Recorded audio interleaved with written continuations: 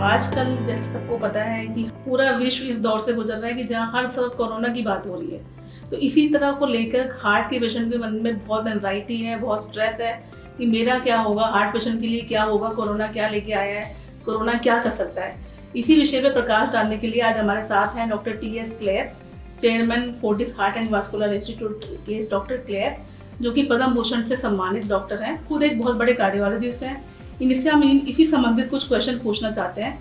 तो पहला क्वेश्चन मेरा जो आपसे होगा वो है कि कोविड की वजह से हार्ट एंड वास्कुलर सिस्टम में क्या प्रॉब्लम पेशेंट को आ सकती है?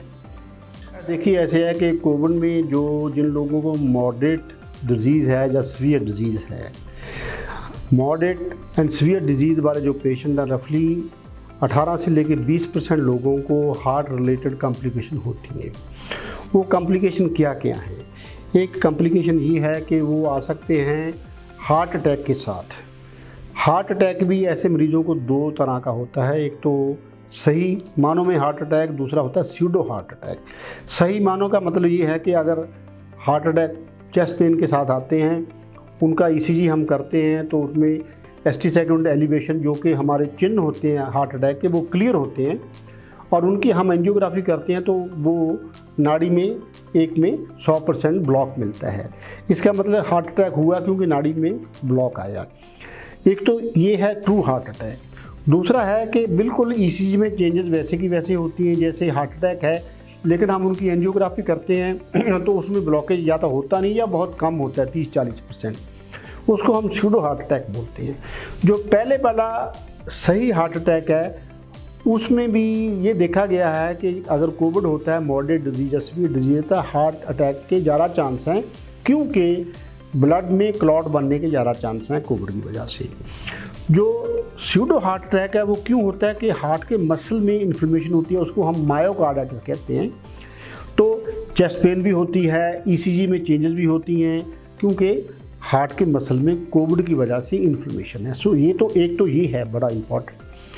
दूसरा, ऐसे मरीजों को जो हमारी लेग्स की वेन्स हैं या हमारी पेल्विस की जो वेन्स हैं उसमें क्लॉट बन सकते हैं और यही क्लॉट लंग में जा सकते हैं, जिसको हम पल्मोनरी एम्बोलिज्म में कहते हैं। और अगर मेजर पल्मोनरी एम्बोलिज्म हो, ये घातक भी हो सकता है, पेशेंट की डेथ भी हो सकती है। तीसरा ये है कि ऐसे पेशेंट को देखा गया है कि रिदम की प्रॉब्लम होती है। बहुत लोगों को हार्ट रेट स्लो हो जाता है, कई लोगों को तेज़ हो जाता है जिसको हम टैकीकार्डिया कहते हैं, कई लोगों को इरेगुलरिटी होती है जिसको हम एट्रियल फिब्रिलेशन कहते हैं। को तरह तरह के ये जो हार्ट की कॉम्प्लिकेशन होती हैं कोविड की वजह से। कुछ लोग ऐसे भी हैं जिनको कि रिकवरी हो गई, ठीक ठाक रिकवरी हो गई, तो जब वो डिस्चार्ज हुए ICU से तो उनकी सडन डेथ होगी।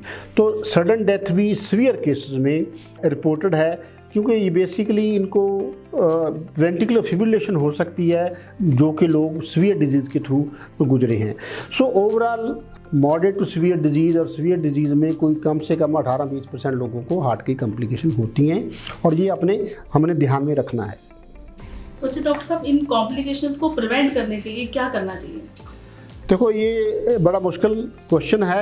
एक तो ये है कि जब भी आपको कोविड अगर हो गया है तो कुछ चीज़ों का बहुत ध्यान रखना है। एक तो डिहाइड्रेशन नहीं होने देना, हाइड्रेशन बहुत अच्छी होनी चाहिए। दूसरा, स्मोकिंग बिल्कुल नहीं करना। तीसरा, अल्कोहल का इस्तेमाल नहीं करना।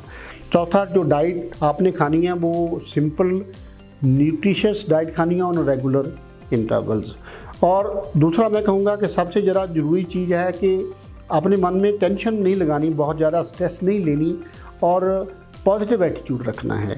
ये कुछ चीज़ें बहुत ज़रूरी हैं।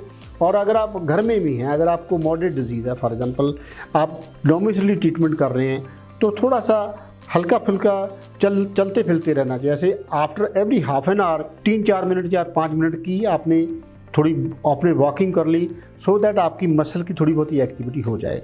तो ये चीज़ें आपको काफ़ी सिचुएशन में प्रिवेंट हो सकती हैं कम्प्लीटली। अच्छा डॉक्टर साहब, आजकल सुनने में आता है ये भी कोरोना में हार्ट रेट फ्लक्चुएशन होता रहता है। तो जो हार्ट रेट फ्लक्चुएशन होता है इसके लिए क्या करना चाहिए, क्या ध्यान देना है? देखो, मोस्टली तो जो हार्ट रेट की फ्लक्चुएशन होती है, जैसे स्लो हार्ट रेट हो गया, कई लोगों का मैंने देखा 40 तक भी पहुंच जाता है। तो अगर आपको चक्कर नहीं आ रहे या बेहोशी नहीं हो रही तो फिर कोई चिंता करने की ज़रूरत नहीं है। हार्ट रेट स्लो हो सकता है, अगर साइनस ब्रेडिकार्डिया है तो बिल्कुल चिंता करने की ज़रूरत नहीं। हाँ, अगर आपको पैल्पिटेशन हो रहे हैं, टैकीकार्डिया हो रहा है और ये अनकम्फर्टेबल है तो डॉक्टर की सलाह लेनी चाहिए। तो यूजली ऐसे केसेस में हम बीटा ब्लॉकर्स एक दवाई होती है वो दे देते हैं, उससे कंट्रोल हो जाता है। अच्छा डॉक्टर साहब, जैसे कोरोना का पेशेंट है, उसको हार्ट की प्रॉब्लम है, अब कोरोना उसका ठीक हो गया, तो अब उस हार्ट पेशेंट को क्या चेकअप कराना चाहिए कोरोना के ख़त्म होने के बाद? देखो, पहली बात तो ये है कि दो तरह के पेशेंट हैं। एक तो हार्ट वाले पेशेंट को कोरोना हुआ, एक तो ये कैटेगरी है। दूसरी कैटेगरी है कि उनको हार्ट की प्रॉब्लम नहीं थी लेकिन उनको कोरोना हुआ और वो ठीक हो गए।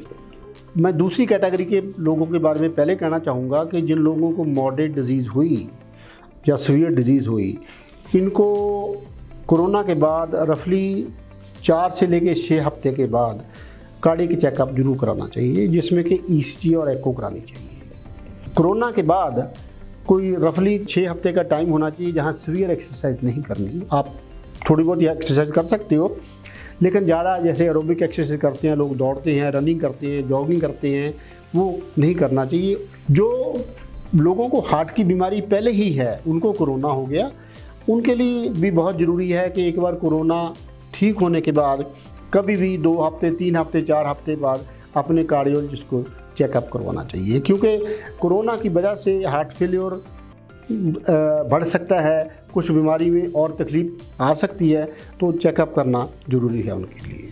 अच्छा डॉक्टर साहब, जिसको ऑलरेडी हार्ट पेशेंट है, उसको कोरोना हो गया, कोरोना के दौरान उसको उस पूरे टाइम पीरियड में अपनी डाइट का क्या ख्याल रखना चाहिए? ये भी बहुत अच्छा क्वेश्चन पूछा है। देखो, हार्ट फेलियर जो हार्ट के पेशेंट हैं वो तरह तरह के हैं, उनको एक कैटेगरी में नहीं डाल सकते हम। बाय एंड लार्ज जिन लोगों को कोई स्वेलिंग नहीं है बॉडी पे, जहाँ उनको सांस नहीं चढ़ रहा, उन लोगों को प्रॉपर हाइड्रेशन रखनी है, उन लोगों को फ्लूइड इंटेक ज़्यादा लेनी है।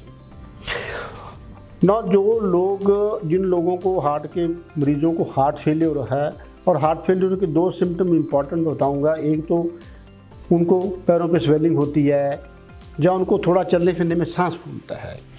ऐसे लोगों को फ्लूइड इंटेक नहीं ज़्यादा बढ़ा सकते, उनको बैलेंस करना है। सिर्फ एक ही कैटेगरी है जहाँ हम फ्लूइड रिस्ट्रिक्ट करते हैं, बाकी सब लोगों को ज़्यादा फ्लूइड लेनी चाहिए इस कैटेगरी में। जैसे मैंने पहले कहा आपको कि स्मोकिंग ज़ीरो करनी चाहिए, वैसे भी हम नहीं एडवाइस करते। अल्कोहल इस पीरियड में जहाँ तक हो सके नहीं लेनी चाहिए, और जिसको कोविड होगा तो उसको बिल्कुल नहीं लेनी चाहिए। और simple nutritious diet on regular intervals लेनी चाहिए, जिसमें हर तरह की डाइट ले सकते हैं, दही ले सकते हैं, चावल ले सकते हैं, दाल ले सकते हैं, सब्जी ले सकते हैं, उसमें कोई प्रॉब्लम नहीं है। अच्छा डॉक्टर साहब, एक जो हार्ट पेशेंट जिसको कोरोना भी होके चुका है, वो अपना नॉर्मल लाइफस्टाइल, अपना नॉर्मल काम कब से शुरू कर सकता है? एक्सरसाइज वगैरह कब से शुरू कर सकता है? देखो, आफ्टर कोरोना जब उनको नेगेटिव हो जाते हैं तो ये डिपेंड करता है कि उनका काम क्या है। जो वाइट कॉलर वाले जॉब हैं, पढ़ना लिखने का काम करते हैं, जैसे कंसल्टेशन करते हैं, तो वो तो हफ्ते 10 दिन में अपना काम शुरू कर सकते हैं। लेकिन एक ही चीज़ के लिए मैं कहूँगा कि थोड़ा जो है प्रिकॉशन लेनी है कि जिस काम में ज़्यादा ज़रूरत है, ताकत की ज़रूरत है, जैसे कोई वर्कर्स हैं, फॉर एग्ज़ाम्पल लेबरर्स हैं, या आपको कोई वेट उठाने की ज़रूरत है, उनको तो 4 हफ्ते कम से कम देने चाहिए इसके पहले कि उनको काम अपना शुरू करें। एक और क्वेश्चन जो मेरे दिमाग में भी आया है कि डॉक्टर जो हार्ट के पेशेंट्स हैं, उनको किस सिम्टम का ध्यान रखना चाहिए ड्यूरिंग कोविड पीरियड में, कि मेरे को ये सिम्टम आए तो मुझे अपने डॉक्टर से बात करनी है? कोई भी जो नई सिम्टम पैदा होए, पर्टिकुलरली आपको चेस्ट पेन हो रही है, particularly centre of the chest में, और 5-10 मिनट में वो ठीक नहीं होती, या आपको ब्रीदिंग डिफ़िकल्टी हो रही है, सांस चढ़ रहा है, पर्टिकुलरली अगर आप लेटते हो तो सांस चढ़ रहा है, आपको बैठ के आराम आता है, तो ये एक साइन है कि हार्ट की वजह से ये तकलीफ़ हो सकती है। अगर आपको बेहोशी के दौरे पड़ते हैं या आपको बार बार चक्कर आते हैं, तो ये भी एक हार्ट रिलेटेड सिम्टम हो सकते हैं। तो इन चीज़ों का ध्यान रखना है। तो लास्ट क्वेश्चन डॉक्टर साहब, जैसे हार्ट पेशेंट जो हार्ट पेशेंट अभी निकल रहा है, तो उसको अपना कुछ स्पेशल ध्यान इसमें रखना है कि मुझे ये चीज़ नहीं करनी चाहिए कि मुझे कोरोना ना हो जाए? देखो, हार्ट पेशेंट के लिए हम ये सबसे पहले तो ज़रूरी है कि जहाँ तक भी हो सके उनको बाहर नहीं जाना। अगर बहुत ज़रूरी है तभी जाएं। जब बाहर जाते हैं तो उनको प्रॉपर मास्क पहने, 90 N95 वाला पहने या डबल मास्क पहने, और उनको हैंड सैनिटाइजेशन का पूरा ध्यान रखना है। जो डिस्टेंस है 2 गज़ की दूरी हम कहते हैं, ये बहुत ज़रूरी है, एहतियात करें। चाहे वो गाड़ी में हो, चाहे वो बाहर हों, पैदल जाए, जहाँ भी लोग हैं तो वहाँ तो मास्क 100% पहनना है, तो उनको ध्यान रखना है। दूसरा ये है कि मैं कहूँगा कि जो हार्ट वाले पेशेंट हैं, जो उनकी पहले हार्ट की मेडिसिन चल रही हैं, उनको नेगलेक्ट नहीं करना, वो मेडिसिन ऐसे की वैसे चलानी है। ऑफ कोर्स आप अपने डॉक्टर से सलाह ले सकते हो, लेकिन डॉक्टर की मंजूरी के बिना वो दवाई नहीं छोड़नी। कई पेशेंट मैंने देखे हैं कि उनको कोरोना हो गया, कोरोना वाली मेडिसिन शुरू होगी, उन्होंने हार्ट वाली मेडिसिन छोड़ दी, जिससे नुकसान हो सकता है।